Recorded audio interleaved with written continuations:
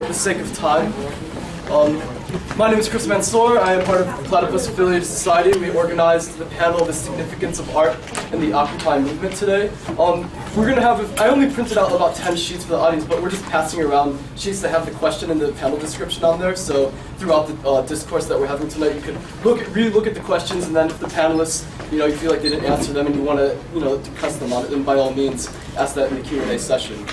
So basically, it's going to be a fairly structured conversation. We're going to begin with about 10 minutes open remarks from the three panelists we have.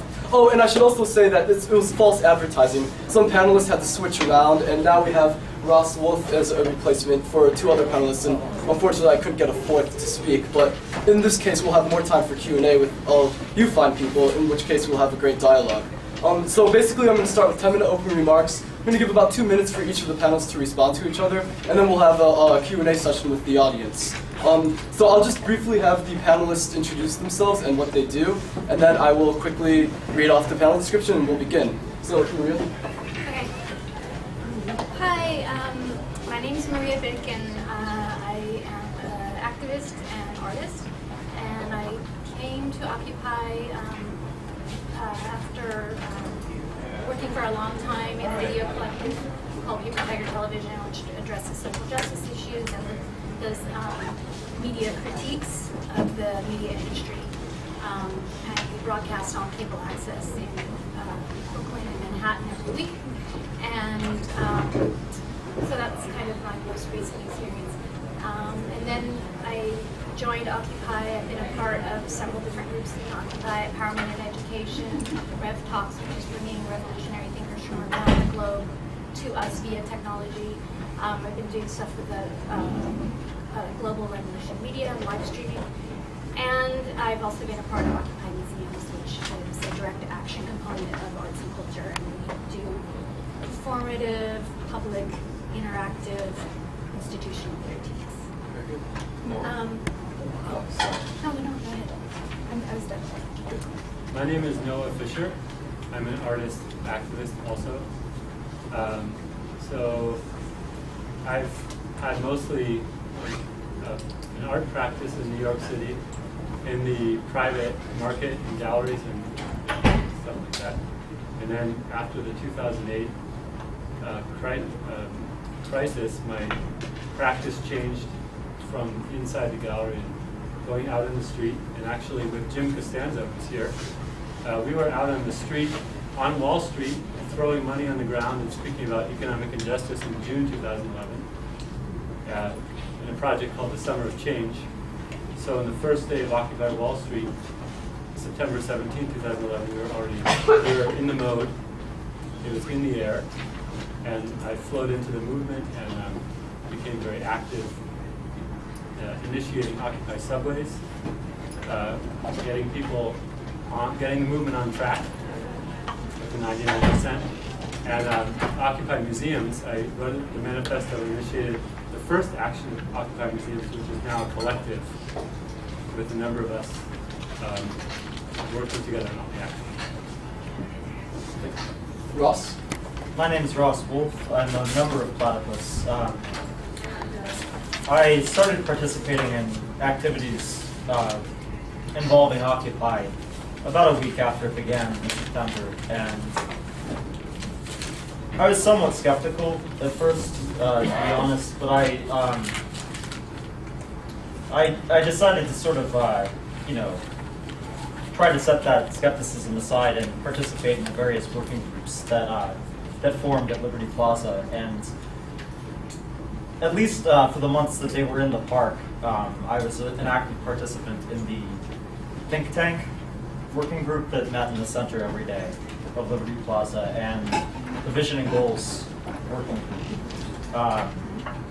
I also participated in a few sessions of the Political and Electoral Reform Committee, and outside of the park itself, helped organize several fora, including Occupy speakers. But that's really my engagement with the issue. Great, so now we can get to the meat of the matter. So the panel, as you know, is called The Significance of Art in the Occupy Movement, and the things we're going to talk about is this: The Occupy Wall Street movement has altered conceptions of the international socio-political environment on the left, as it accordingly sent shockwaves throughout the realm of art and culture. In solidarity with OWS, artists took to their work to the streets, creating on-site carnivalesque performances as forms of protest.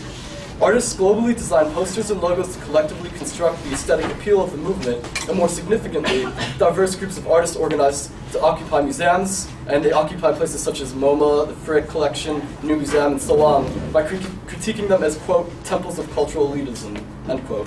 Occupy Museum claims that the mainstream art world circuit is complicit to neoliberal capitalism and caters to the interests of the 1%. Overall, OWS has renewed a sense of political urgency within the art world that has up to now been relegated to the margins. This panel critically investigates the role of art and culture in the Occupy movement and how OWS has affected the infrastructure of the mainstream art world. What role does art play in the political struggles that OWS seeks to accomplish? In what ways is OWS a resource for creating change in the way art is produced, received, and distributed? These questions, among others, will act as the touchstone for artists and cultural theorists to assess how art and politics affect each other as the OWS continues to take form. As you see, there's 4 different questions that the panelists are responding to. I took a 2-prong approach. The first 2 questions pretty much ask about the basic fundamental and organizational role that artists could actually play in organizing themselves politically, whether it be through labor or artistic means. The second 2 questions ask pretty much how does art function in protest movements? Is it merely propaganda, or can art play a larger role than that? So without further ado, I'll hand it over to Maria, and as I said, each panelist will have about 10 to 12 minutes with their opening remarks. Okay. So I actually wanted to start because with kind of opening it up to you guys. I think that these panel discussions are something that I feel need to be shifted around a little bit, because I feel like there's so much experience and ideas and potential in this entire room that I want everyone to feel like they are, this room is for your ideas as well as the ones that are going to be presented from. And when I came in, I saw Diana Korea, who has been a long-time colleague doing media work, and she said she was starting to explain to me why she was interested in this discussion, and I felt like I wanted to give her a chance to talk about just like 1 minute. I only have 12 minutes, so 1 minute to describe why you're interested in this, and maybe a few other people can say why you're interested in this panel and this topic. Thanks, Maria. Hi, Diana Korea. I saw a few of you in Boston last week. I was saying to her that I'm a long-time community media person and media activist, and I feel like it's really hard to talk about media only these days because even poetry is mediated depending on how you use it. So for me, it's like opening up the frame and not just focusing on media, but looking at all different kinds of art and their relationship in social movements. And I like the question about propaganda or not, because I think it can also help spark imaginations about post-neoliberal, worlds. Does anybody else have something that they want to share? Well, I'm still a prop man in film and television in Los Angeles, California, and a lot of times we use art in props, and the props I see that are used throughout the anti-war movement have really helped move the discussion along in a lot of ways, and I just want to keep making my props for the anti-war movement and for Occupy, and I'm in Occupy DC, as well as LA. I'm from Occupy Boston, and we did a pop-up art show inspired by Wall Street, and I think what it did for us was bring folks down to Dewey Square that might have not come down because they felt it was a little too hard for some families, and so we had like chalk out. It was like a very community art space for that 4-hour period, and we were worried about the cops, and it kind of softened them too, so I think it also brings something dynamic to a space that for some people might seem a little bit scary. Okay, maybe one more. I came because I'm an artist and an art handler in New York, and I was really curious about Occupy museums and thought it was something I wanted to get involved with. And then I heard about what happened at Artist Space, and I was really grossed out, and I wanted to hear from people who had been there, and I'd like to know what the conversation has been since. Okay, great, thank you. So I'm gonna just give a few notes of thoughts that I've had And I think that that's actually an intentional approach because I feel like my ideas around this are still forming, and they're forming in dialogue with the work that I'm doing and the people that I'm meeting and the ideas. I should respond to your thing. I was at 38 Green Street, but it wasn't an Occupy Museum's orchestrated event in any way. And I was there, I think, before I was a part of Occupy Museums.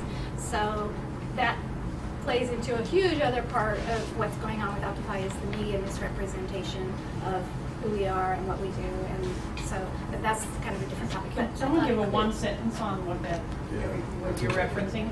It was an occupation of a space called Artist Space that in the 70s was established as a space for artists by artists and very quickly became colonized by the art industry or the art institutionalization, and is now run like any other art gallery space by curators and board members, and is very kind of the antithesis of kind of what it's using as its image. So it was kind of a strategic place to go and say, look, how this image of what artists do is being kind of co-opted by the standards of the art industry. But it was very, I don't want to align myself with that because I just went, and I think that the way it was handled was very counter to Occupy as far as like how people were involved and how it was orchestrated. But I'm willing to talk to anyone about that because it was a fascinating experience. But I want to get to, I think I have probably like 2 minutes left on my notes, which is fine because I can pop them in at the rest of our time together. But so I guess I think that one of the reasons that I came to Occupy Museums, which is the reason that I was invited on this panel, the original reason I came is because I was interested in doing institutional critiques.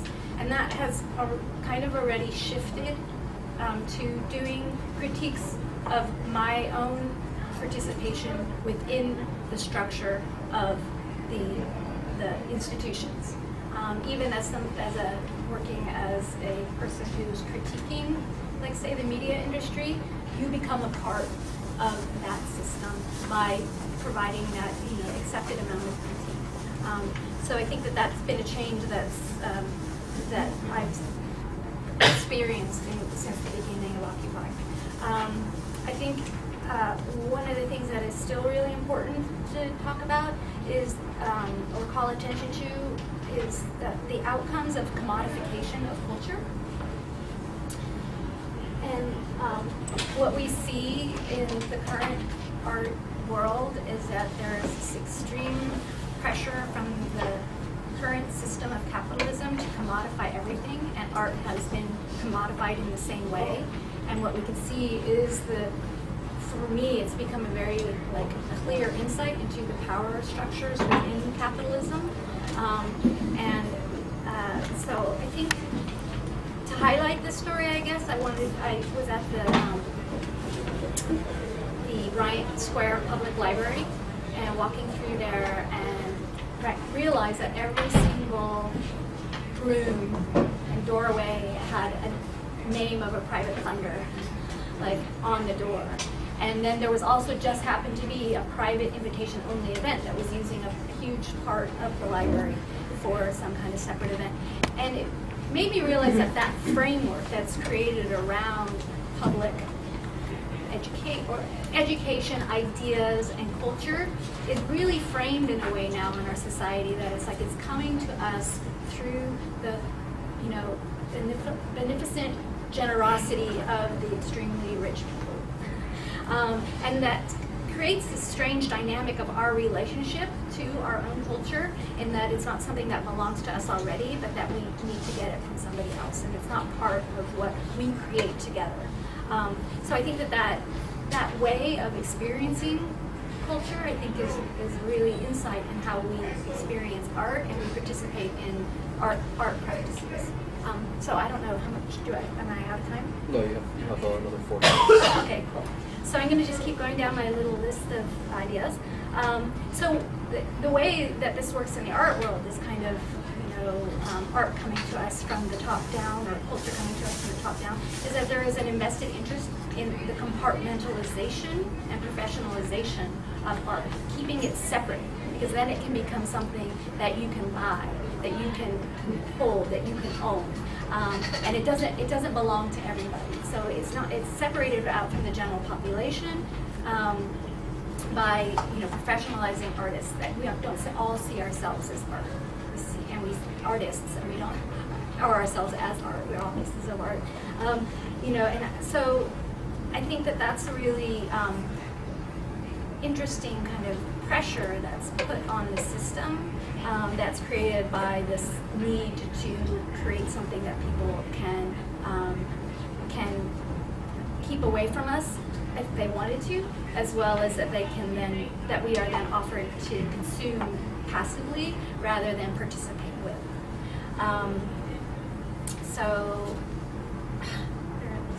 Okay, so I'm going to jump around a little bit. I think one of the things that's also important to think about is how this structure, becomes in absence within this structure. Like, what do we not see in our art practices, in the way that we relate to art, the way that we relate between artists, the way that we relate to our culture? What is missing because we see and create our art and our culture in this framework that is so controlled by commodifying priorities? So I think that there's so much potential that lies within collaboration, within kind of an expansion of our understanding of what art and culture is, that we now can't even see because we're so fixed into this system. I think one of the things that I found really interesting about kind of bumping up against the boundaries of cultural institutions is seeing where those boundaries really lie. So it's an experimentation of what are the real boundaries and the kind of intangible boundaries that we create in our own heads, or like our assumptions about what we can and cannot do in museum spaces. So we've been having GAs inside museum spaces. We've been talking to each other inside museum spaces, which is actually really kind of breaking the narrative that we are all kind of play a role in when we go into a museum. We go in there as passive consumers. We don't actually go in there to connect with the person next to us, or to see what their ideas is, or find out about like the conversations we were having, like what's Occupy like in Germany, because the museums are full of tourists and they don't ever get to interact with Americans except for in a commodified, either as a taxi rider or as a hotel guest or as a restaurant guest. They don't actually really interact with us on a one-to-one level. So the museum space, just by engaging people in conversation, became a whole new area for understanding and discussion. So my time is up, but we can hopefully get to all your ideas and some more of my ideas later. Great, thank you. We'll move to Noah next. Let's hear next in line. Okay, so I agree with everything Maria said, and I'd like to add to it.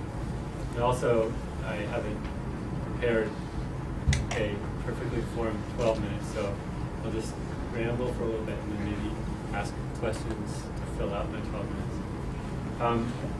So I think that in arts and culture, focus of Occupy Wall Street, the main point I'd like to start with is that it's not separate from anything else that Occupy Wall Street is concerned with, like Wall Street itself.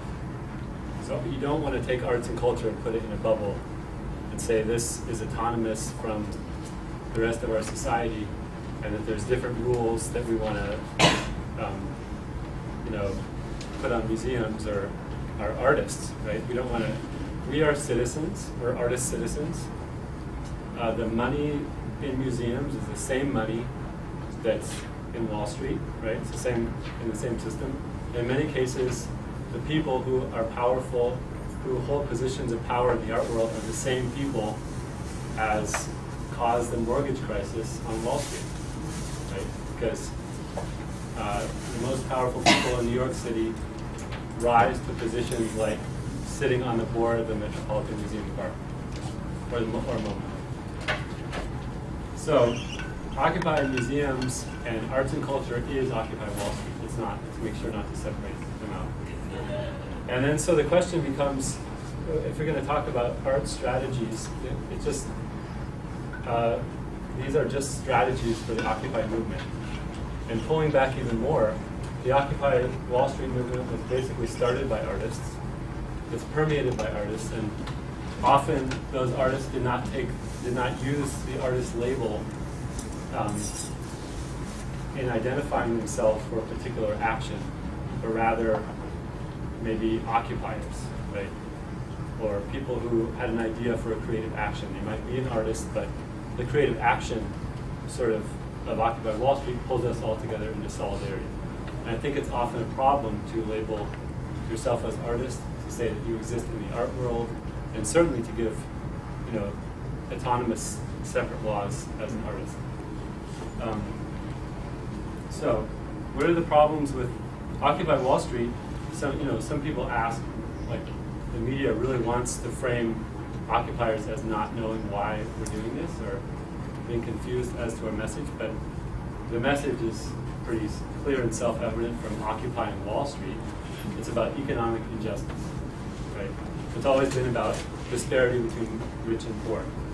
And the fact that after the 2008 mortgage crisis, the wealthy 1%, as we call them, have a parasitic relationship with everybody else, having traded against people's interests and then subsequently booming and getting bonuses off people's tax money in the last couple of years. The parasitic relationship becomes clear, and also it's clearly reported in all kinds of news. Even Fox News reports, what's going on with the stock market. So the problem in Occupy Wall Street is not adding new information, because everybody has information. And that's the weird thing about it, is that everybody has information about how fucked up things are, but people seem quite passive before Occupy Wall Street and even after Occupy Wall Street in the face of some really, astounding facts about what's happening in finance, and it affects everybody. So the question becomes how to activate people, how to do something with this information. And that's why artists, I think, are so important to the movement, because we don't have the financial power in the situation, obviously. We don't have the state power, right? I mean, the occupiers could always be toppled by the police. Basically, the only power Occupy has is creative power, right? So it's all about, it's about making the system, it's like social artwork with visual tools such as, puppets are very powerful, like tools that are used in the protests. But more than that, it seems to be a question, a sort of a social art strategy that has been so successful in Occupy, which is making the invisible visible. So it's all about, I think it's all about visibility. And so the occupation of Zuccotti Park is all about making a group of people completely visible in the full round. Because we, occupiers, we're out there all the time, sleeping and eating and being citizens and having conversations in a visible way. And when you go out, like against the, remembering back to the Iraq War protests, when a bunch of citizens goes out in the street for one day, you're making yourself visible, but who really has the power in the situation? The media, right? Because the media can either report that day or not. The day after the protest, it's gone, so you're asking the media to please report on it. But when you occupy for weeks and weeks, the tables start to turn because you are this visible. And then the more organic culture takes hold, and things can go viral, police begin to make mistakes, and things start happening. So that's how much time do You have another 5 minutes. Okay. So I think that's the main strategy. In Occupy Museums, we did an action at the Lincoln Center. to speak to this visibility and invisibility thing. And it happens to be that the Lincoln Center is off limit to protest since the late 60s, right? And it happens to be that that Philip Glass's opera Satyagraha was being performed, which was funded by Bloomberg, right? And also David Koch, who funds the Lincoln Center. So all that information is available, but it's kind of invisible. And even the delineation of space is normally invisible, because if you're walking up Broadway, you would have no way of knowing that while you're protesting, you can't step onto Lincoln Center. Right? But it's true, but you wouldn't know it. So the strategy of Occupy Museums, in this case, was to make the strange confluence of Bloomberg funding an opera about Gandhi's protest right after throwing occupiers out of Liberty Park, while doing it in a space where protesters can't protest by their own law, visible. So we organized a protest. The police had no choice but to erect barricades around Lincoln Center, and as opera goers left the opera, they had no choice but to make a choice whether they would join our protest or leave the scene of real protest after having consumed the opera about them, right? So then it's about visibility and choices in public space. So I think that Occupy, we have really not very many resources to work with, because the airwaves are the corporate airwaves are kind of jammed. We don't have money. We don't have physical power. So we have to take what's already there and make it powerful enough, make the image of it powerful enough so that people will wake up, right, and act. Because that seems to be the problem that we face now, is how, as we go into the spring, is how to take this group of people who's already politicized and active and wake up everybody else, wake up a much larger group of people. So finally, one last thing I'd say. So why Occupy Museums? That's we got a lot of pushback in the beginning. People wouldn't really ask why you occupy Wall Street in 2011, because Wall Street's already the bad guy in the news, right? Even though Goldman's making tons of money, everybody hating Goldman anyways, but they don't really care, they still do what they want. But people love museums. So there was a cognitive disconnect when we first started occupying museums. People said, museums are the last bastion of public good in the art world. They're countering the privatized art market. Museums, curators don't make very much money, all this stuff. Why are you occupying them? And there's good points to be made there, but here's the thing. It's precisely because museums have a public function that we're occupying them. Because if something is in the public sphere, that means it has to be accountable, right? So it's simply a question of making the public function, taking that seriously.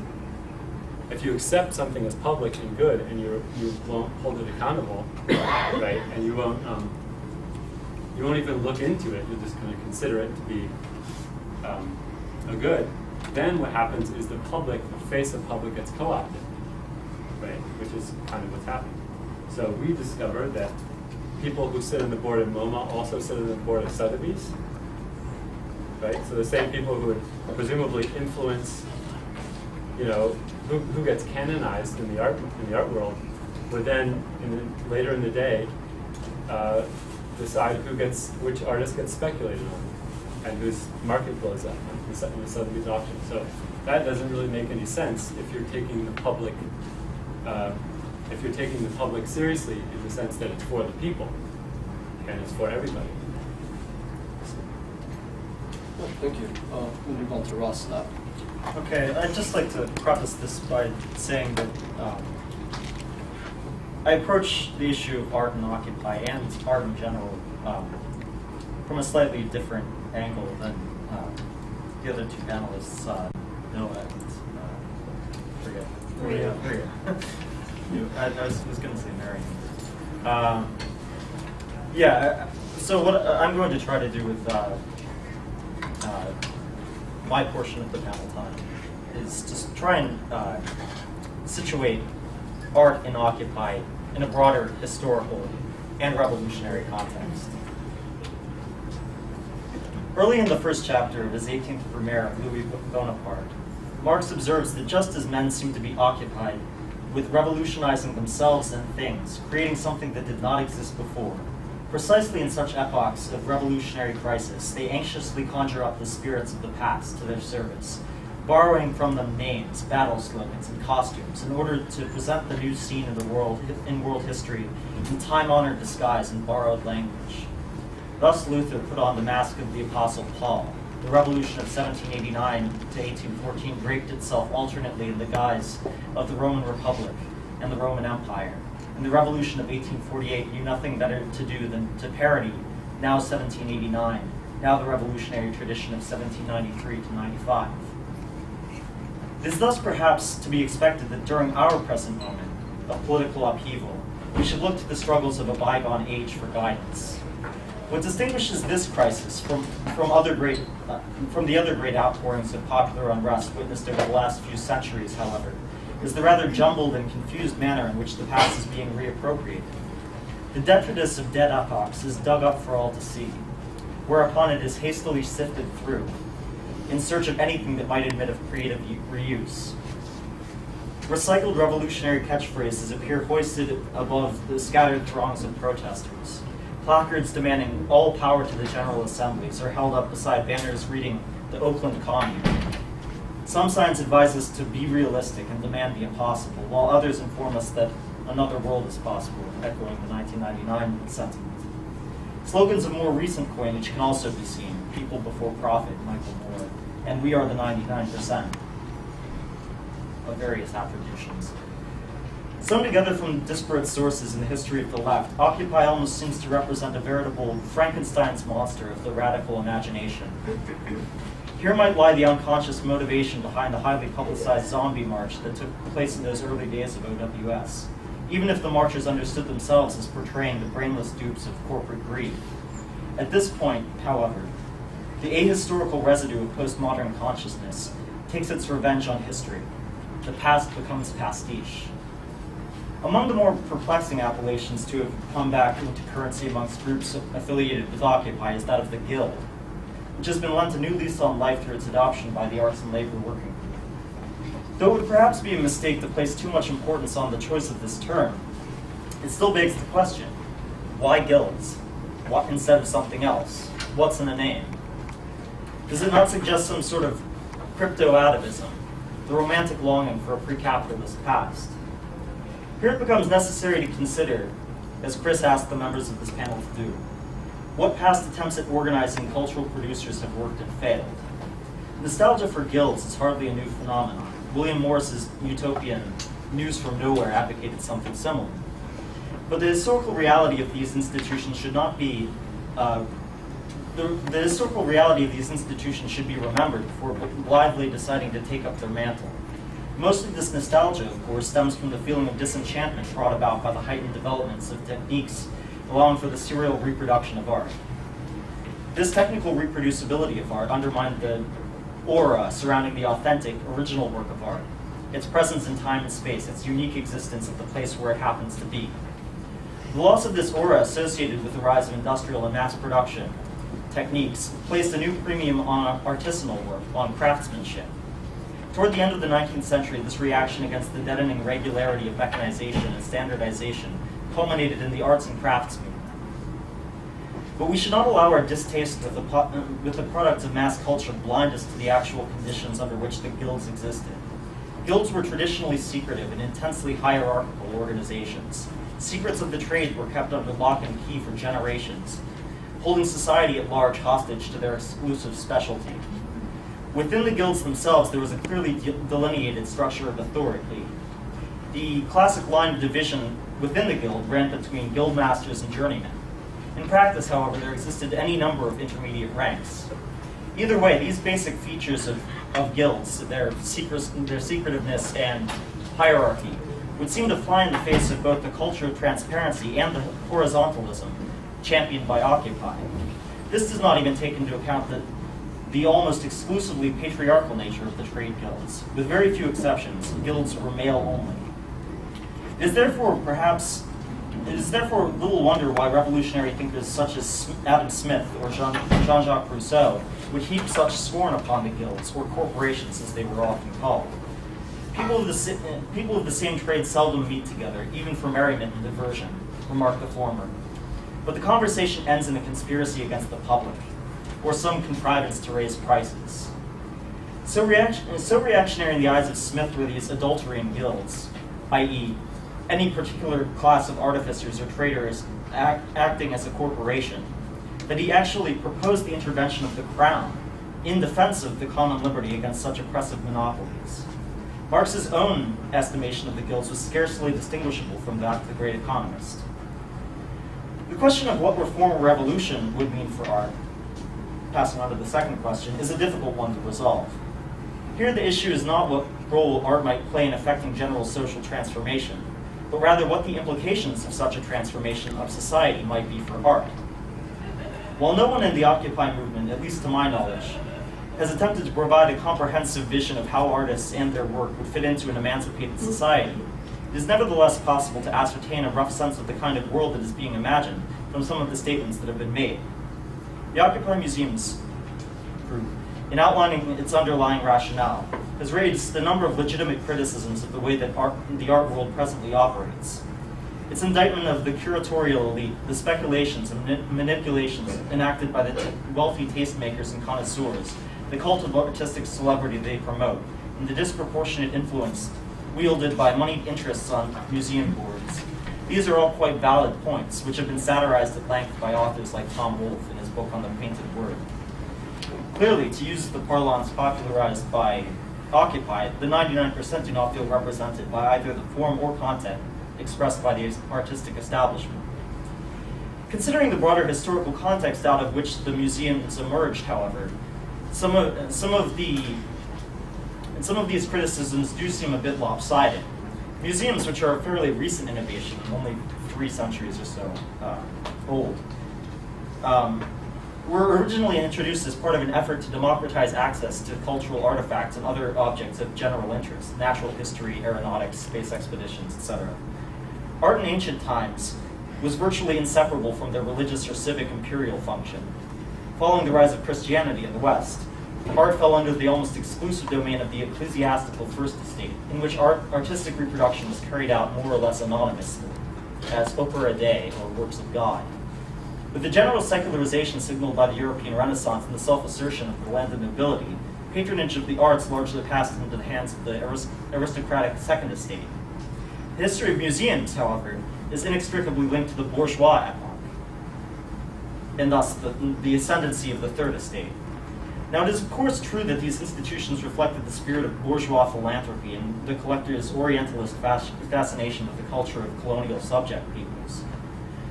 So Noah, whose document I read before I came here, is certainly correct to point out that museums began as a means to display the stolen spoils of colonialism.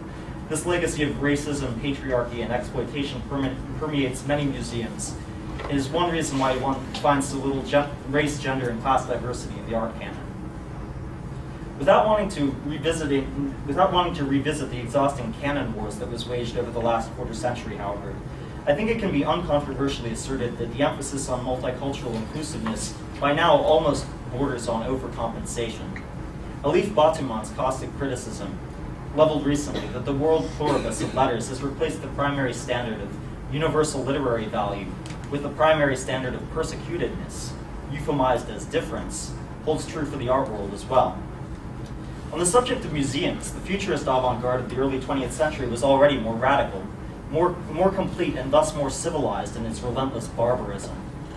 We intend to destroy museums, libraries, and academies of every sort, thundered Marinetti in the founding manifesto. Alexei Gon, the theoretician of constructivism, took this even further in 1922, declaring uncompromising war on art.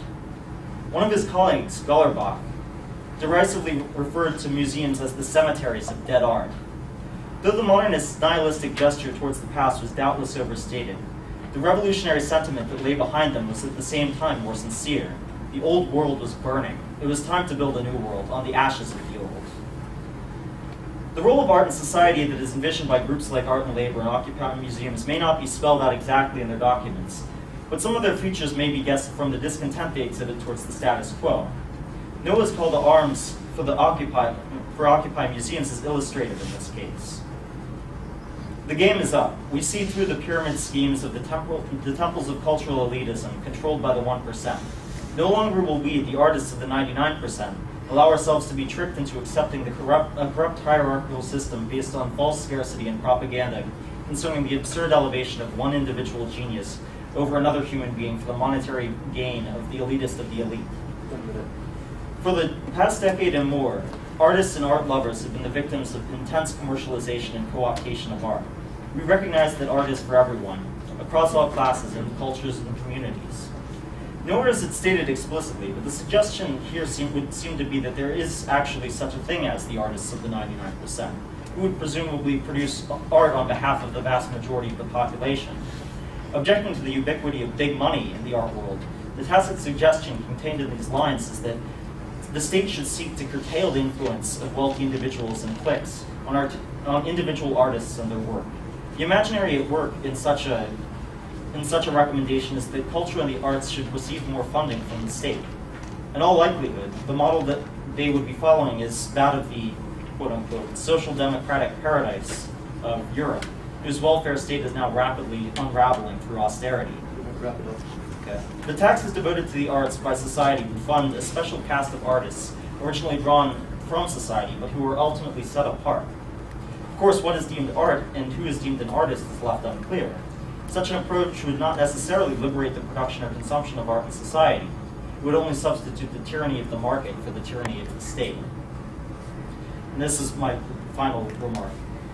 I do not fault groups like Art and Labor or Occupy museums for advancing such proposals.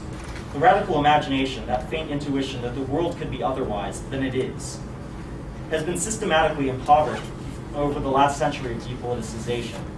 In making these criticisms, I do not mean to imply that reforms like the ones I just sketched out, the ones that are proposed by Occupy museums, by Art and Labor, would not be desirable.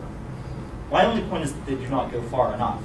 We must not constrain ourselves to thinking within the framework of redistributive taxation, regulation, or the state. So long as the state exists, it can only serve as a medium for the domination of one class by another. Nor should we content ourselves with the notion that a liberated society would merely allocate provisions such that some people, but not others, could be artists. This is the note I'll end on. Something that Marx wrote in the German ideology. The exclusive concentration of artistic talent in certain individuals and its consequent suppression in the broad masses of people is an effect of the division of labor. In an emancipated society, there are no painters, but at most men who, among other things, also paint. All right, thank you. All right, we'll give everyone a chance to respond. There's some criticisms for the end, so perhaps you want to respond to Ross or each other, however you want to do it. So try to keep your remarks within 2 minutes, please. Maria, we'll go in the same order, so Maria can go first. Well, I'm glad to see that Marx agrees with me. I mean, that's what I was basically saying. It's problematic that Some should be in auto. Yeah. That we don't all see, and this the strategy of compartmentalization, professionalization, and it leaves us all to be exploited. I just remember the last sentence. I don't know. No, actually, I'm just kidding. But I think that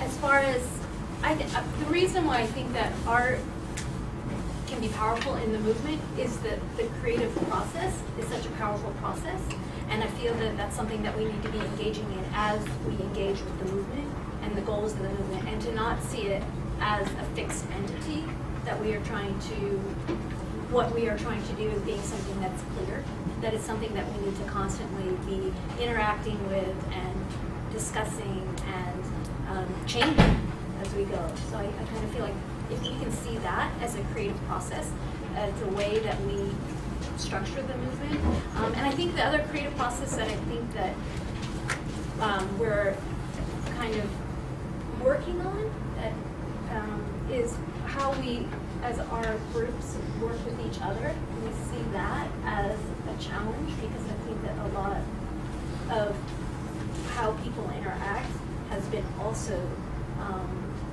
shaped by the larger structure that we live in, and that a creative approach to questioning and kind of organizing how we work together, and seeing that as an exciting creative project, I think is a really good way for us to kind of move that forward, and not sticking to our same ways of interacting with each other and organizing with each other. I don't know if that was a response or two more. Oh, No. Well, I also agree with what you said. And I think that the market, we're arguing from a Marxist perspective, right? So I went to, I've been speaking to students at the New Museum. I went to the New Museum and I spoke to a bunch of students and also at RISD. And I'm trying to blow up the bubble around the world of graduate and undergraduate students right now because of Marx. And the reason is because students who, by being in the institution, have taken on like up to $100,000 of debt, and are then trying to, within that institution, concerned with politics, reading French theory, reading French Marxist theory in a lot of cases, right? And then trying to insert a political idea into the art world, have a problem because the frame around everything they're trying to do is not neutral, right? It is completely a free market frame. From the debt that they've taken on, which is owned by banks, and I tell the students, like, you guys have a more intimate relationship with banks than you're going to have with your parents. Right? When you graduate, you don't even think about it, but it's totally true, and certainly more of a control from the banks. But the main problem is that, like, there aren't a lot of real alternatives right now as far as where art can be shown, how art can be consumed, and other economic models where you can support yourself through your art. So because of that, and because the art market was booming from about 2002 to 2006 or 7, students have this really strong model of making it in the market, and that you can't put anything in that frame. I think it's like if I told you that make any painting you want and I'll put it in a frame and it'll look great, and the frame is like a big thick LCD frame with like logos spinning around it and changing every 2 seconds, right?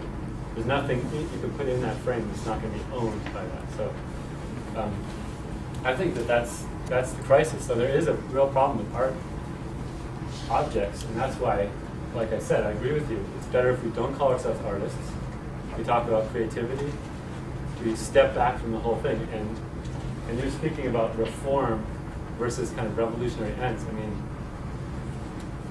it doesn't really matter which one you're going for, because reform is impossible in a system that's totally been co-opted. There's no such thing as reform. You can't work with museums because the people on the boards would never allow it. And you can't really change museums, and you can't have a revolution right now because the police will crush it. So it doesn't matter what you're thinking about. The important thing is just taking the next step forward right now. That's my provocative statement. Yeah, if I can just speak to Maria's point about engaging in a sort of creative rethinking of what it means to produce art. I would perhaps simply suggest that, I mean, this kind of dialogue that we're engaging in right now is, to some extent, participating in that very creative rethinking. I think it would be a mistake to view them as completely separate activities. Passing on to some of the remarks that Noah made, I actually think that he's right in terms of the way that, in terms of the academy and sort of art school backgrounds and educations, I think that there's an overestimation of the actual critical potential of, you know, certain like forms of art that might appear as subversive, but actually in congratulating themselves as undermining the system are actually to that extent complicit with that system. And there's a way in which, you know... What are you thinking of there? Can you give us an example? Well, I mean, think of the anti-war movement. No, I mean in contemporary art. Oh, in contemporary art? Something that presents itself as subversive and isn't? I don't think Damien Hirst considers himself subversive by any means. There's the creative time, the whole character of artists that are in creative time. Some of their practices are questionable as to if they are subversive practices or not. Situationist inspired works. Oh, I'm sorry. I said creative time. A lot of the artists that are affiliated with that nonprofit organization, the artists that they promote, you know, that are very situationist inspired artists where they claim to be subverting capitalist, you know, like symbols, for instance, like. But I'm not as panelist though, so I should shut up. Did you want to finish? Yeah, I can respond to that point. Yeah, I mean, we could take the symbolists as an example. The way that their whole theory of the society of the spectacle they wanted to undermine was the way that they wanted to overcome the society of the spectacle was basically to throw the spectacle back at the society of the spectacle. And they had this idea of creating these spectacular theatrical displays, this sort of carnivalesque or détournement that they engaged in. And it was almost a sort of like homeopathic approach where the cure to a society of the spectacle is more spectacle. And you know, obviously, you know, the situationist movement collapsed in and of itself, and you know, the board himself had to admit that this ultimately did nothing to undermine, but you know, perhaps even strengthened. True. I have something to say about this too. I'm part of Occupied Museums. I've been doing politically engaged artwork since the late 90s. I think the framing of this is really stilted and it's regressive. To critique the situation, unless when you don't look at the Soviet Union and China, is kind of ludicrous. We're in the 21st century. Marx is still very relevant on many levels. Obviously, Adam Smith, you can't compare the two because Marx holds up much better. And Marx is a good frame to way to look at history. But we're in the 21st century. A full state model. When you talk about Marxism, we are never going to... The Occupied movement wants no part of a vertical structure. So where does that leave us on many levels? Where does it leave us when we're talking about going to situations where we're trying to create new structures? And you're talking about the state, you know, a state structure. And you're talking about all-inclusiveness. You know, Occupy Wall Street has a lot of problems. And we're involved in it, you know, and I'm part of that problem. The thing is, when you go for something that is, when you try to work together on a horizontal level, it's very difficult, okay? You're trying to bring people up to your level, or you're trying to go understand where their level is. And there's many ways of looking at this. Right now we're looking at alternative structures, something called the commons. I think you probably have heard of that. And how does that fit within a context of Marx? I mean, it's limiting. It pulls you back rather than allow you to go forward. It seems like a question directed towards Ross, but after you respond, Mr. Welcome to answer as well. Yeah. Yeah, well, so I'd like to...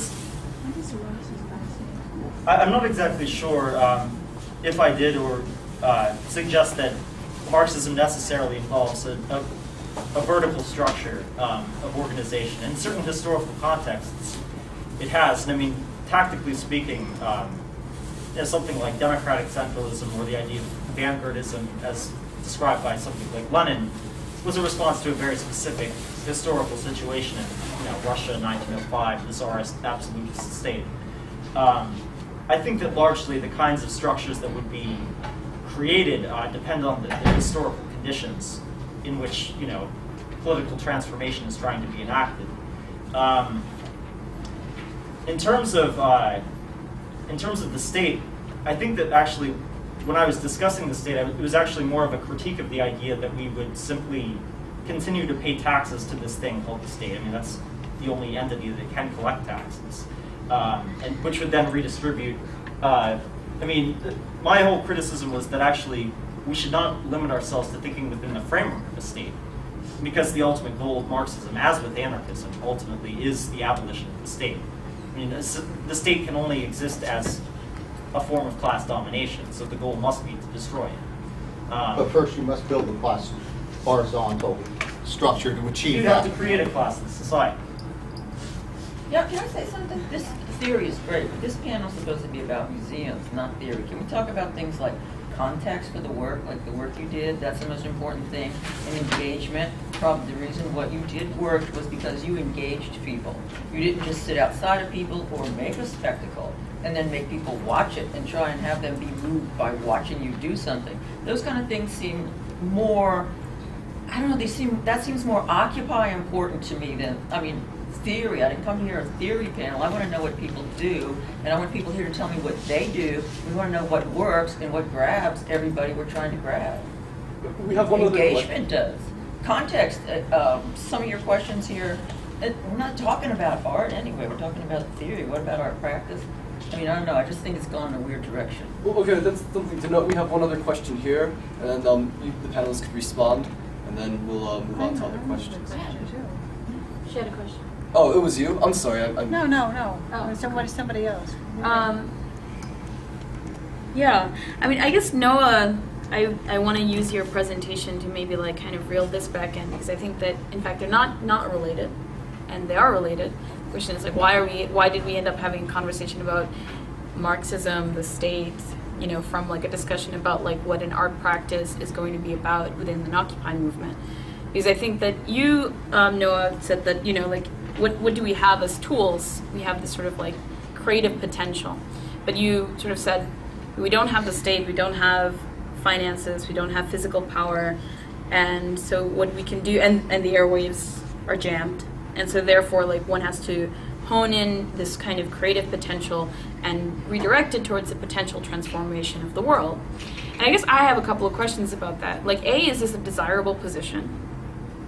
And if it's not, then like, does one see a way out of that through an art practice? Like, is it the case that through the creation of an art object, one is actually can challenge the fundamental reproduction of inequality that creates such things as boards running museums that are, and so if it's not a desirable situation, that I would say like the kind of powerlessness that you listed on the left, the inability to not have something like physical power, we do not have the finances, all that we have is creative potential. Is this like, you know, it seems to me that one can say this is not a desirable situation, and so on the one hand I hear that you're saying, well, if this is what we have, therefore, you know, how do we redirect our energies in order to actually challenge the present? And I think that that's why all this stuff got brought in, because it was sort of like, oh, okay, well, if we're interested in transforming the world, there is this entire history of how to do so, right? And so hence like Marxism and these sorts of questions about where Occupy is leading, and you know, then we end up in the same conversations about like structure and the Soviet Union, because at the end of the day, like this conversation I think is less about like a history of like art and autonomy, and much more about that like in our present situation, like cultural practices end up taking up the burden of the kind of inability to transform the world. And so there's like the crisis starts to happen within like people who are creative. They feel it in a different way. I don't know. Does any panelists have any responses before I? Yeah, so, well, it's good to I think it's good to bring it back to Occupy and what our strategies are. We're trying, it's basically, you know, people who have been deeply connected with Occupy don't have a lot of time to research. So if you're lucky enough to know a lot of stuff before Occupy started, then that's good. But I mean, bits and pieces, you know. But basically, it's practice, and there are times, not so much right now, but there are times when every day go out in the street, deal with the policeman, you know, pressure, tension in the streets, learn something about where you want to be in that situation, and then go back the next day. So it's very, it's a very practical kind of learning, and I think that there's an understanding that there's wise people, there's elders in the movement who are bringing in a lot of new information all the time, and we're sharing it. But at the same time, the situation we're in right now is pretty specific. It's unprecedented to have so much power concentrated in the hands of the wealthiest people, and at the same time, to have such a broken government. I mean, right now we're going towards an election that we all know, everybody, all Americans, I think, know that it's a total sham. Right. So that's where we are right now. So in terms of strategies with Occupy museums, when we were in the early days of Occupy Wall Street, there was something really lucky happened where people came from Spain, Madrid, and learned about the GA process. Brought hand signs from different anarchist groups, and that was a nice structure to rally around. It was kind of a forum where we could talk to each other. And so rather than stage an aesthetic art protest, which people were kind of expecting, Occupy Museums brought the General Assembly, which is a circle of people using the people's mic, and anyone can get on stack and say whatever they were thinking. We brought that structure in front of the museums. And we sort of have thematic General Assemblies where we would talk specifically about MoMA, for example, in front of MoMA. And we would make sure to say things that could not be co-opted, because one thing you can't do is you can't call out the names of the people who are giving money to the institution. You can't, you can go up to that line, and we've seen all kinds of artists, like there's an artist called Public Movement, who does kind of generic protest. Okay, he's an artist. I don't know too much about their work, but it's kind of emptied out political work that's been shown in the New Museum internationally. But one thing you can't do is those artists cannot call out who's on the board of the New Museum. It doesn't work, right? So we made sure to go all the way to that level, and then people would join the GA who, for example, were museum guards who would tell their story. So when you open up Stack and you have an open GA, then people's voices come to the forefront. But what I want to say finally is that Occupy Museums can't speak for the artists of 99%, because we're actually a pretty privileged group of people. Like we happen to be artists who have a lot of education and have been lucky enough have the privileges to stage this protest right now. So I think that, as I see it, the idea is to open up the space for this kind of protest to grow beyond who Occupy Museums is. Can I? Hold on one second. There's other questions. So did any other panelists have any response to the previous two? All right, I saw you two hands up, and then we'll see how long. Try to keep your questions succinct. All right, I'm going to bring a little Occupy clarifying question. The title of this was The Significance of Art in the Occupy Movement, right?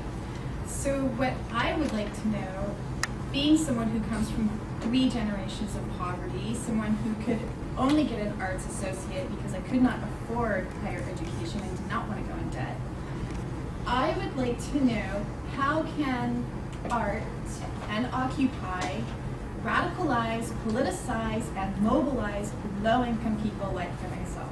I'm here today on the generosity of a sponsor, and there are people in my economic bracket that would greatly benefit from something like this, but they're not here because they can't afford it. So I want to know, poor people can't afford to go to museums, and I think what you've done is amazing. I love the Lincoln Center action, that was great. But what I want to know is, how can art and Occupy get in touch with the people living in the Bronx, living in Harlem, living out in Queens, low-income people, people living on less than $10,000 a year? How can we, with art, radicalize, politicize, and mobilize them?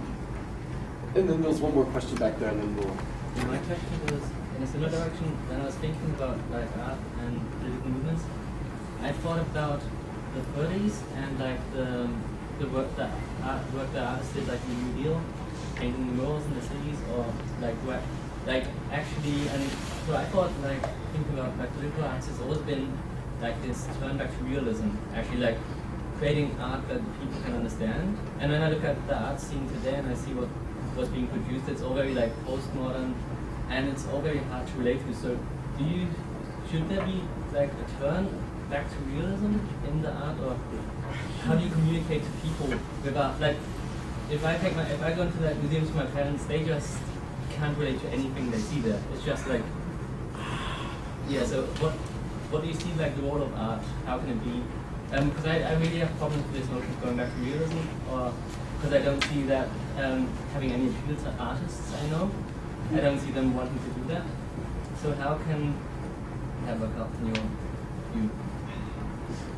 I'll get you next round, but because these questions are rather beefy and different in nature, so let's, any responses in any order? Well,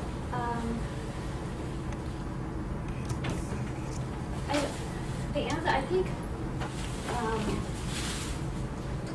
that your question kind of points to the problem of this format, in that we sit here as seemingly experts on everything, and I feel like you actually would have a better idea of how to answer your own question, because and I think that's the creative process that I'm trying to get at, is that people see that this movement is a creative process, and understanding your place in it, and then seeing how that relates to the larger system, and that you have the ability to shift the system and to come up with solutions. That's what I think Occupy and horizontalism is all about, is that the answers aren't coming from above, that it's coming from us, and that we form alliances, we form energy, we form relationships, that I think, the answers are in this room. That's, I think, what we need to constantly remind ourselves, that we have the answers. I would like to push you a little more on that question, because you would have seen, since you are organizers within a movement of Occupy Museums, I guess my question would be, to add on to yours, is there any structures in place or any kind of goals that you have to meet in order to open up the accessibility of other people from different socioeconomic brackets?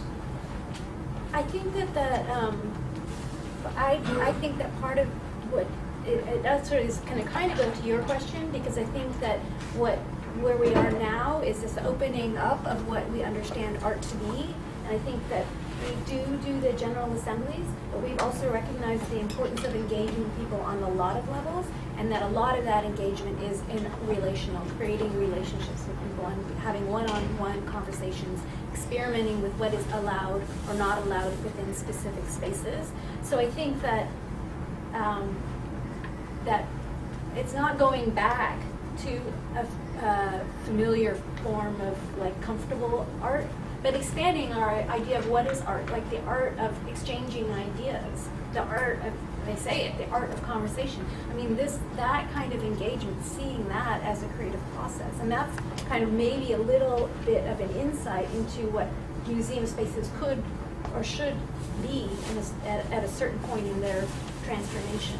That if we really go away from like seeing art as something you hang on a wall, but we see it as like kind of an opportunity that is all around us.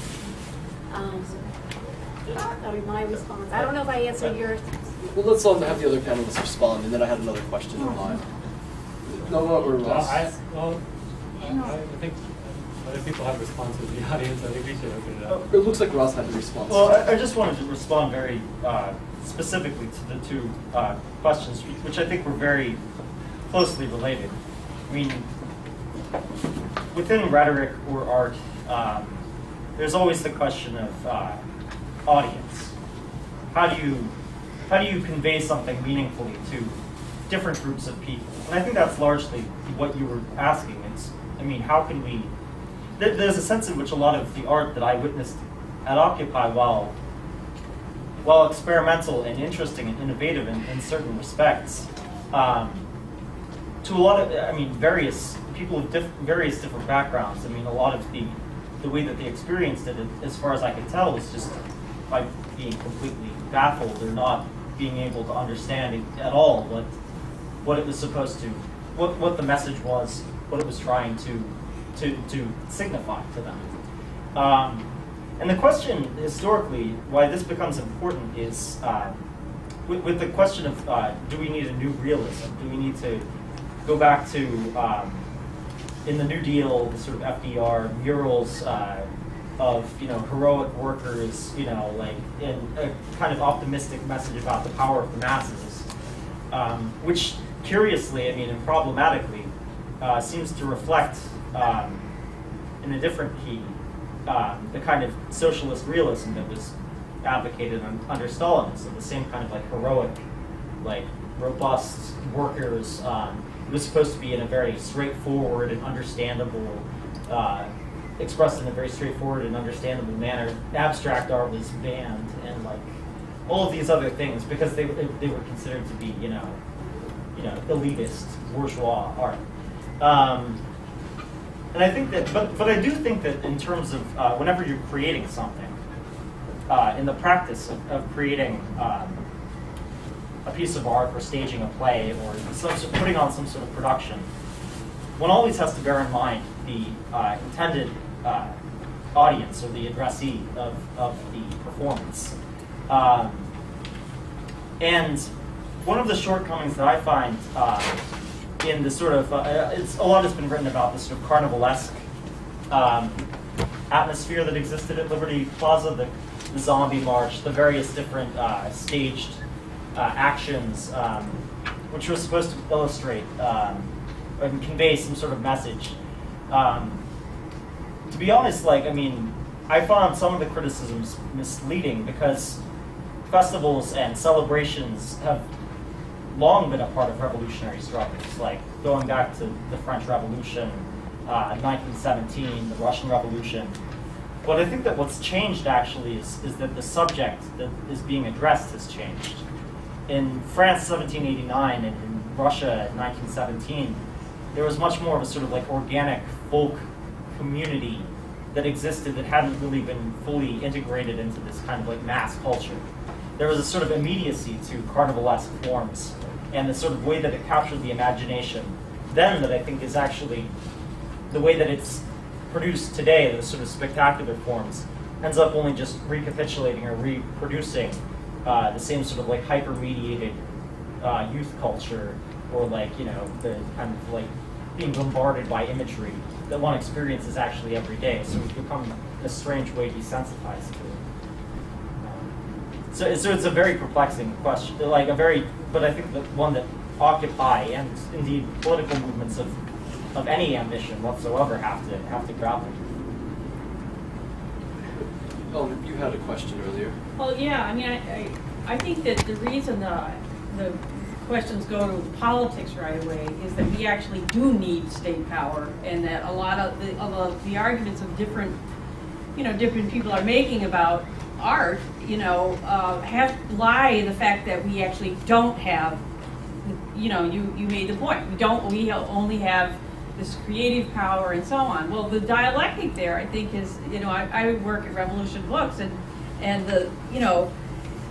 if the clock is ticking, and if you aren't actually going for a movement for revolution that could actually, when the time comes and millions of people can't stand this another day, they will. If you're going to have anything good come out of that, there has to be leadership, or it will be Mad Max and will be in the abyss. And so, the relationship to that and art, to me, has to do with art is one place where where we have initiative. We have more initiative, as opposed to let's get worker control of factories or whatever. That is really ultimately bullshit under a capitalist system. It's very teeny-weeny incremental. But with art, you can actually affect public opinion on a very broad scale, and also in smaller ways that actually change people. I mean, right now we're reading Woman on the Edge of Time by Marge Piercy in this book club at the bookstore.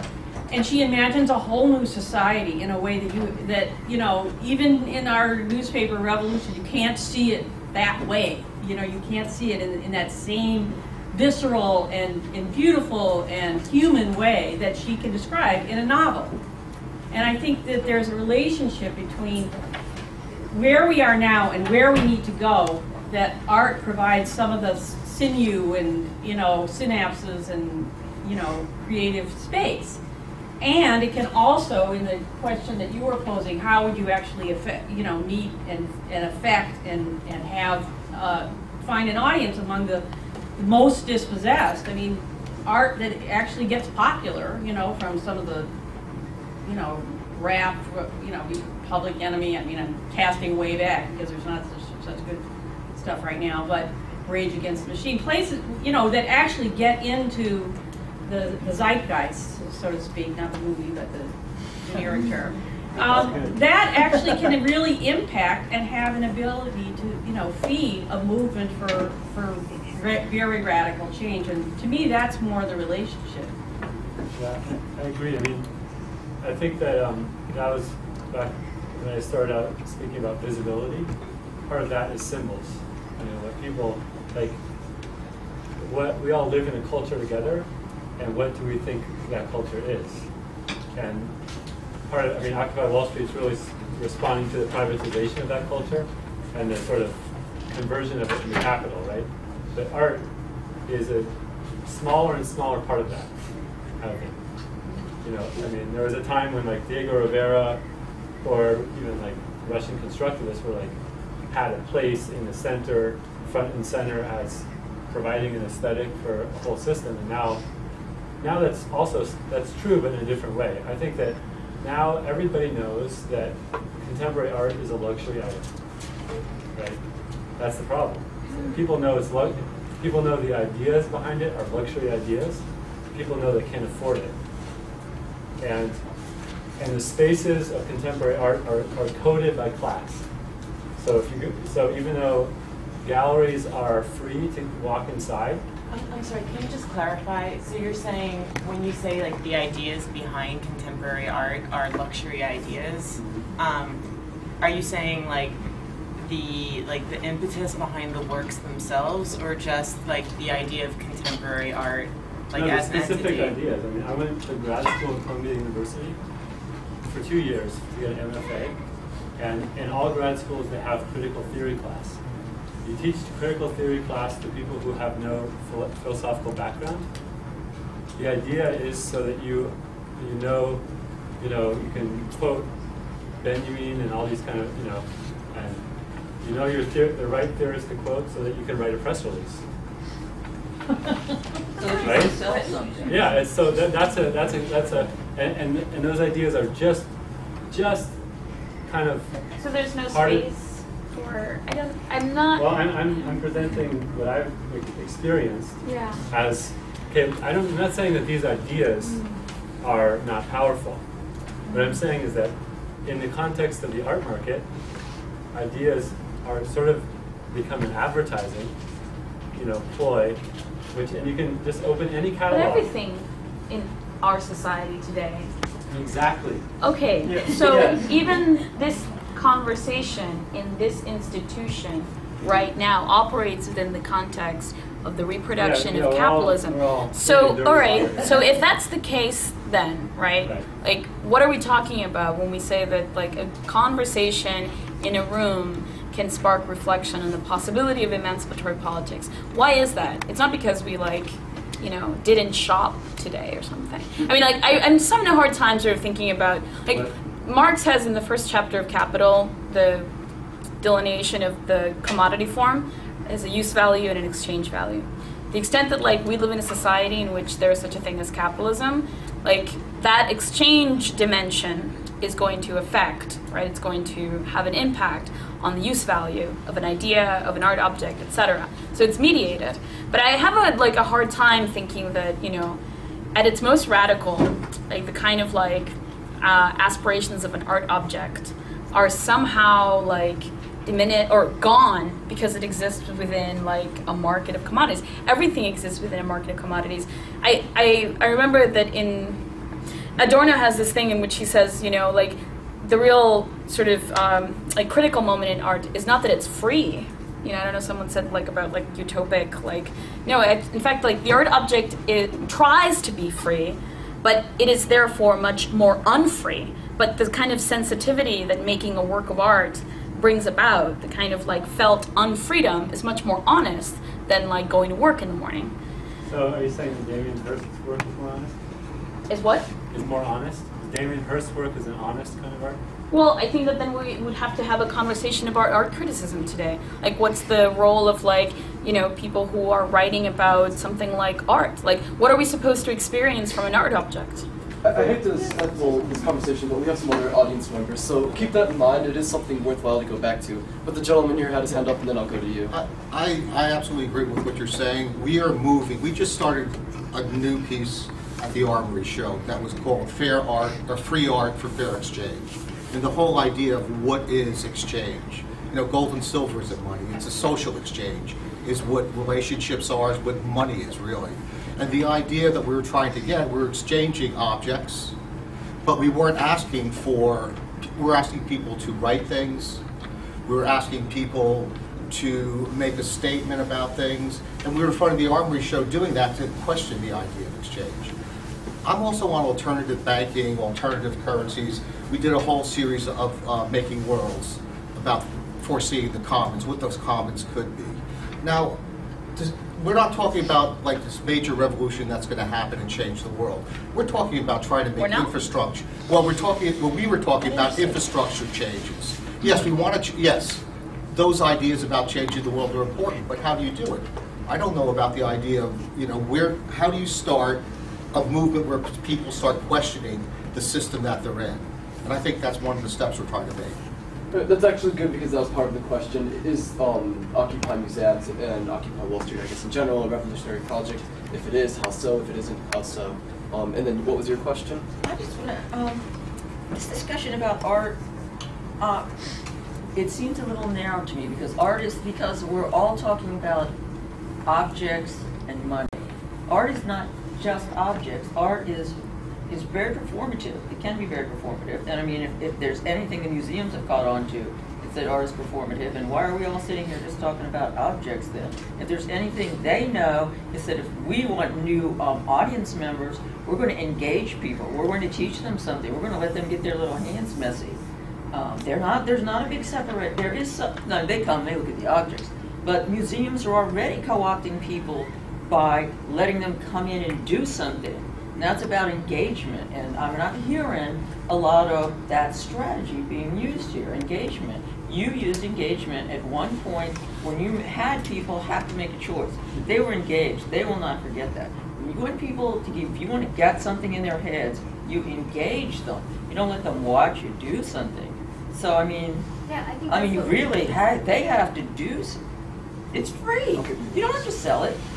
You're a performer. You go out there. You engage people to do something with you, or you say, "Here, you get to be the artist. You get to do the thing." And you, as the performer artist, you step back, and then you have those people. Then, one, that's a good strategy. Two, it's also such a big part of art. I don't know why it's like not in this room. All right, so let's reflect on these political questions about what does it take for Occupy Museums to enable a freer way of viewing art and a free society in general. Is it a revolutionary intention, or are we just worried about basic reforms? And then about the role of art that is merely for contemplation or has a participatory element beyond the objects of performances, music, etc., film. Well, I mean, I actually wanted to defend something Noah said, because I think that it actually is true at a sort of empirical level, right? Like, there is a way in terms of art education that, I mean, they teach critical theory, and the way that critical theory is then read is not critical at all. People will read a passage by Benjamin, as he said it, solely for the purpose to sort of append it as a sort of like epigraph to their to some essay that they're going to write. I mean, it goes no deeper than that. I think it doesn't have to be that, but I mean, that's all too often how it functions. I think in terms of conceiving ourselves or what we are doing as somehow being outside of the logic of capitalism, or somehow defying it by rejecting it completely, I think that actually misses the central issue. I also think that it's incorrect to say that anything that is touched by the logic of capitalism cannot be used to overcome capitalism. I think that, in fact, the entire, so I mean, we don't have to like disavow society and like, you know, just retreat away from the society of exchange and just not sell our labor as wage laborers, or not consume goods from all over the world. I think that actually one of the most revolutionary tenets of past political movements, both anarchists and Marxists, has been that, I mean, the basis for overcoming capitalism exists within capitalism itself. In fact, the idea that the traditional image is that capitalism produces its own gravediggers, potentially. I mean, all this is to say that, I mean, I don't think that it's necessarily a valid criticism to dismiss something that Occupy museums or art and labor do as simply like reproducing inequalities or reproducing like the commodification of consciousness and of culture, because I think that actually that movement and the directionality of that, moving it in such a direction that it could actually be used for the supersession of capitalism. And we have about 15 minutes left, so do you have any responses to the last two questions? Yeah, I mean, so I agree that primarily the thing that seems strongest right now and least problematic is being out in the street in a performative way. And so, I mean, I spent the first month autonomously with a large coin on my mask on my face, talking about how people are getting nickeled and dimed and it didn't make any sense, and all this kind of stuff. And so, you know, Occupy Wall Street, the first thing to do was to perform in a public space, a space that was completely open and everybody was allowed into that space, right? And then understand what to do next, because very few people have the whole thing worked out from from here to revolution. I mean, it's very hard. So the first thing you do is you talk to each other, because it turns out that it never happens.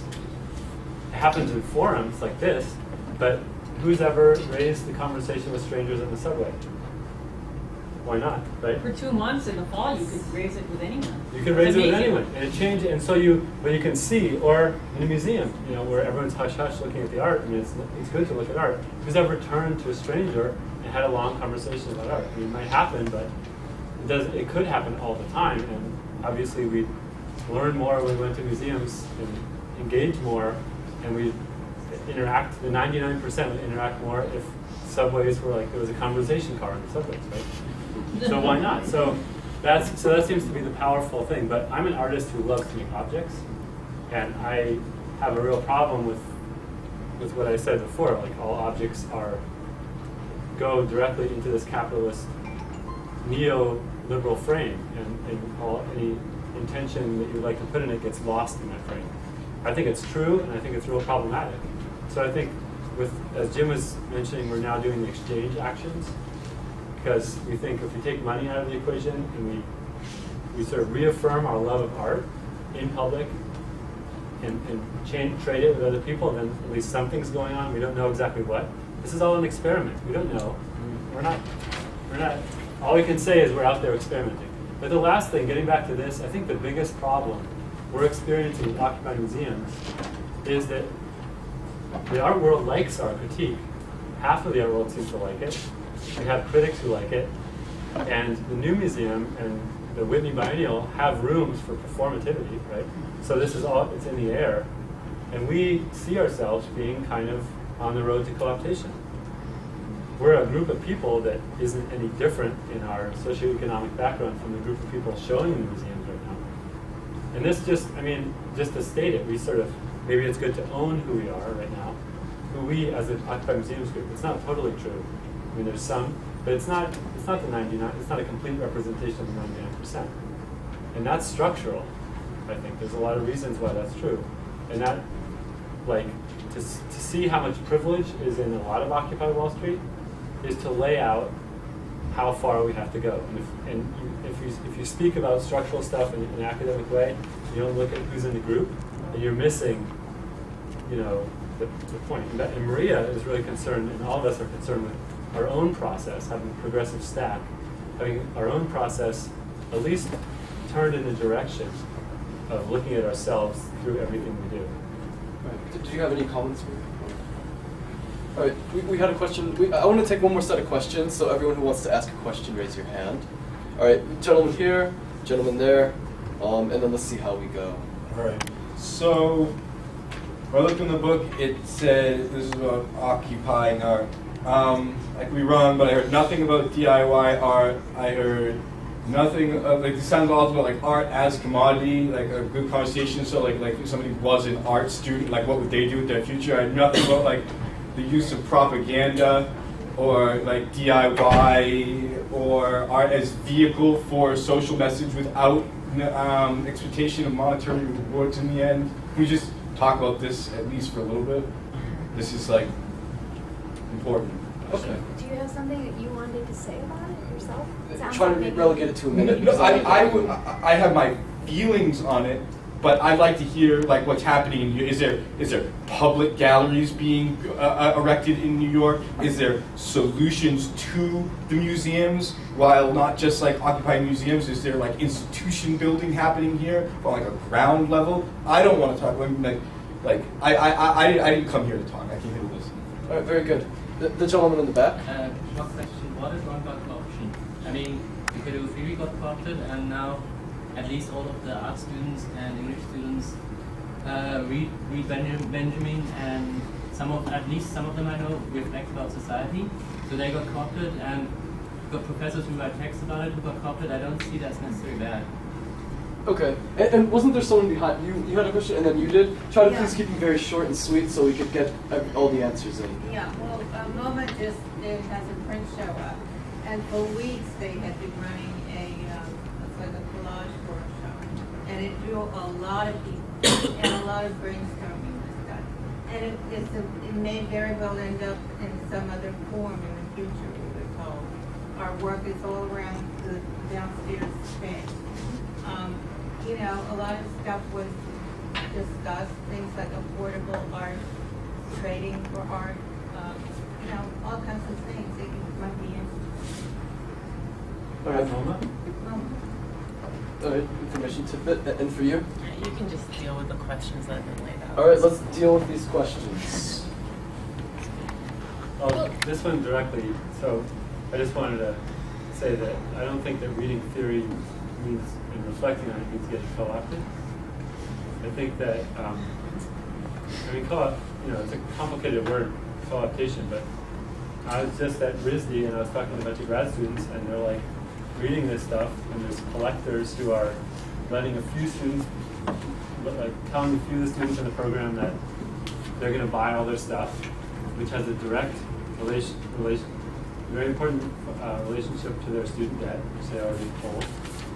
And under that kind of situation, what are you going to take away from Benjamin? How are you going to put those ideas into action? If you think you're going to do it within the gallery system, selling your work to the collectors, I think that you're fooling yourself. I think that it's all about how to do something different.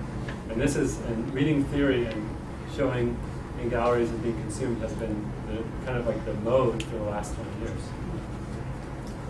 There's a way in which actually I would say that, reading theory is predicated on the idea that it's been commodified in some way. Like, who makes the books in which this theory is readable? It's been purchased, the copyright has been purchased by a publishing company and distributed, at a price usually. But that doesn't somehow necessarily invalidate the radical nature of some of the ideas that are expressed therein.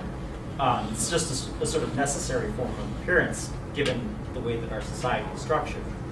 And I don't think that it delegitimates it.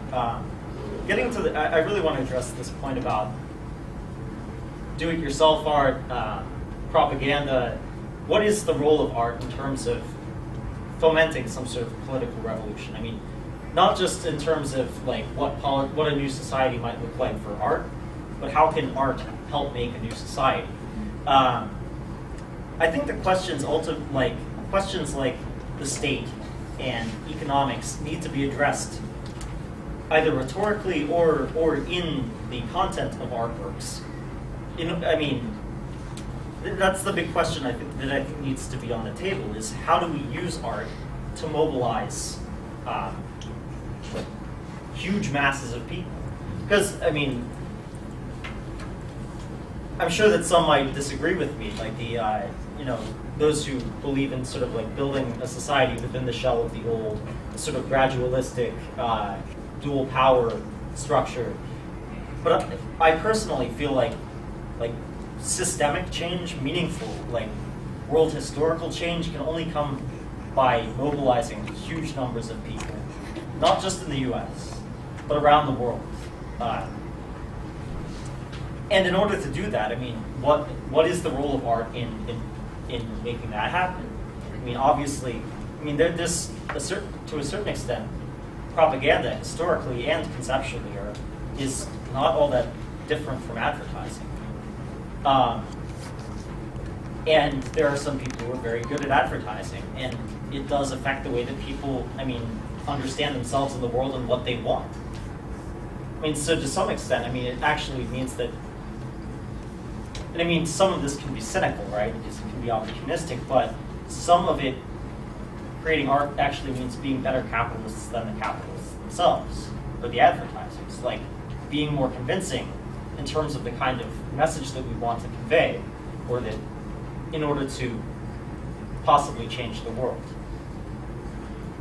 The question of how that happens and, you know, what are the present configuration of social consciousness, radical political consciousness is, needs to be dealt with in order to find effective ways of communicating that. Maria, do you have a response to any of those two questions? Just for your question about like DIY, there's a lot of different guilds and working groups within the arts and culture. Like there's puppet making, there's poetry, there's a lot of different ways that people are engaging with the Occupy movement through either learning these new ways of expressing themselves or bringing their experience and sharing.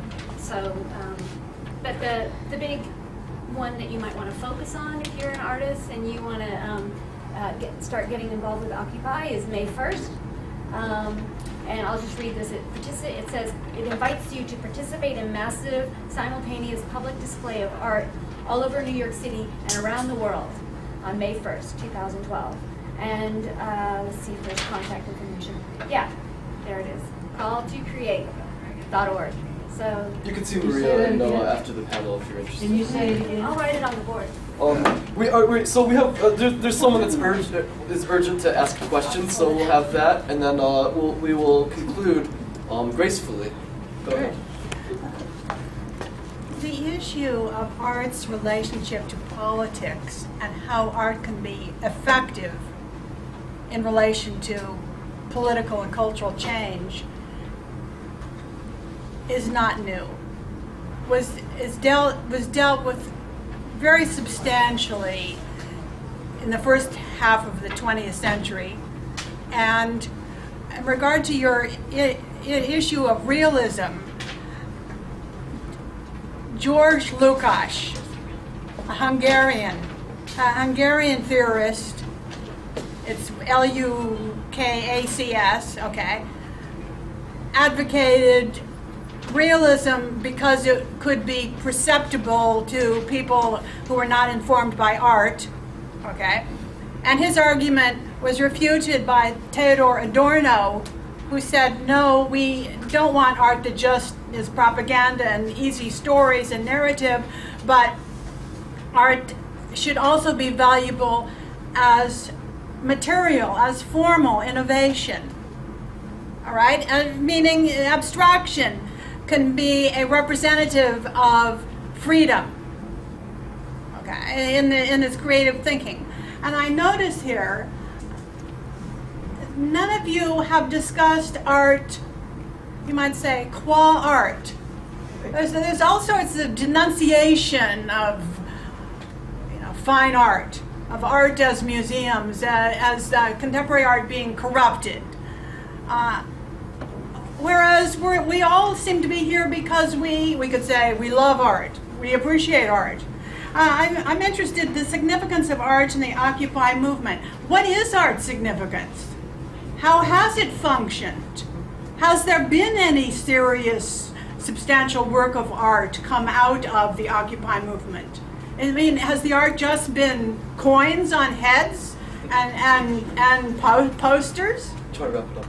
Yeah, I mean, my issue, I'll tell you where I'm coming from is I'm an art historian, an art critic, writing a book on a form of art you all seem to be completely unaware of, which is very active, what I call environmentalist, many people call it ecological art, totally non-commodified. Please wrap it up. Okay, so that there is art being done for cultural change, but the issue is, as many people have questioned, how do you make good art which also functions to move people? But how do you make art that's not just agitprop, but it's also good art? I have a quick answer. Quick, please. Okay. This is really important. What is good art? Well, whatever you conceive that to be. Good art, there has to be some authority somewhere to create a good, right? And we all have our opinions about what good art is, but right now, I think that the museums which we've shown in many ways are entwined with the market. They have a special place that even auctions don't have, which is they do put a label of good on art. The fact that those museums are beholden to and all wrapped up in Wall Street is a problem if you care about art, because then you're letting Wall Street tell you what's good art. And so it's precisely because we care about art and are deeply connected to speaking for myself, my own art practice, that I am doing this within the Occupy Wall Street movement. Sorry. I'm sorry, we're going to have to... Mona Lisa then bad art just because, like, what do you think about the Mona Lisa? Is that not good art? Look, well, we're going to suspend a giant question mark over the question of judgment, everyone. Everyone, let's please give the audience members and the panelists a round of applause. There's much to discuss later. As we saw, it just started getting beefy before we were leaving. There's some Platypus reviews for free if anyone wants to have our newsletter. Also, look out for the next issue. We have a publication with art historian Julie Ryan Wilson, who conducts an interview about Occupy museums and her reviews on it. So thank you very much for all coming.